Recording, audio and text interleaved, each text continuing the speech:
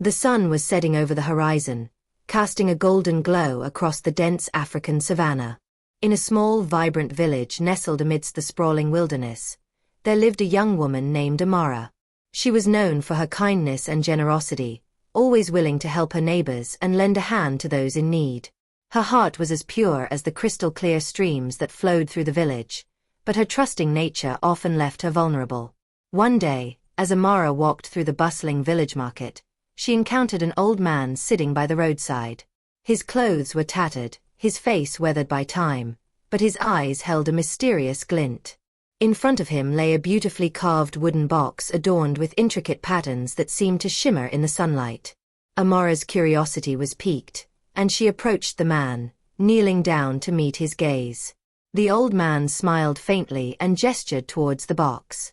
"This is a gift," he said in a voice as soft as the wind rustling through the leaves. "For someone with a heart as kind as yours." Amara hesitated. "A gift? But why would you give it to me?" "Kindness should always be rewarded," the old man replied. "Take it, and may it bring you joy." Amara reached out, her fingers brushing against the smooth surface of the box. It was cold to the touch, almost unnaturally so. Yet, something about it compelled her to accept. She thanked the old man and carried the box home, feeling a mixture of excitement and unease. That evening, as the village settled into its nightly rhythm of crackling fires and distant drumbeats, Amara sat by her window and opened the box. Inside, she found a delicate golden bracelet, its surface etched with symbols she didn't recognize. The bracelet was undeniably beautiful, but as she slid it onto her wrist, she felt a strange heaviness settle over her. Days passed, and Amara began to notice changes. Her once vibrant energy seemed to drain away, replaced by an unshakable fatigue. The bracelet, once dazzling, now felt like a shackle, its weight growing heavier with each passing day. Worse still, strange occurrences began to plague her home. Shadows moved where there should be none, and whispers filled the air at night, their words just out of reach. Frightened and desperate for answers, Amara sought out the village elder, a wise woman named Mama Nia who was revered for her knowledge of the old ways. As Amara recounted her experience, Mama Nia's face grew grave. "You should never accept gifts from strangers," Mama Nia said. "Especially ones you do not understand. There are spirits in this world, some benevolent, others not. That bracelet carries a curse, a tether to something dark."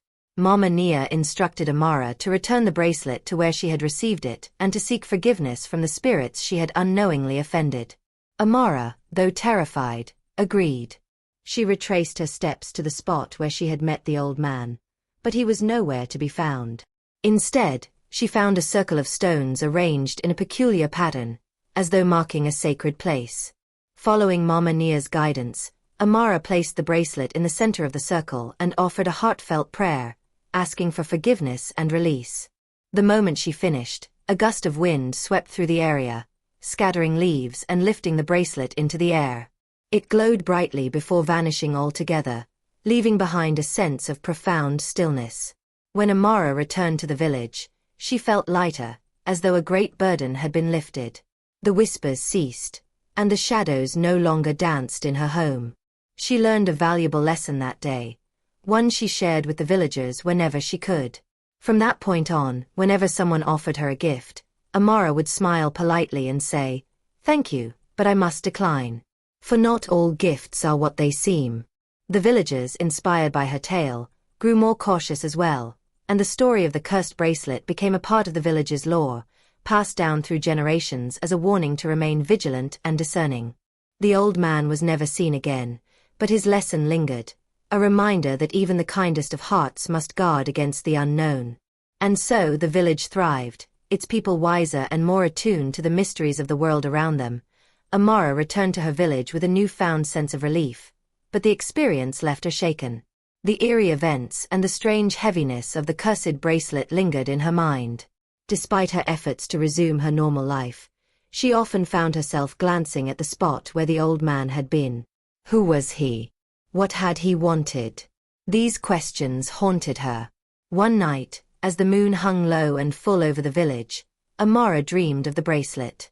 In her dream, the old man appeared, standing at the edge of the forest.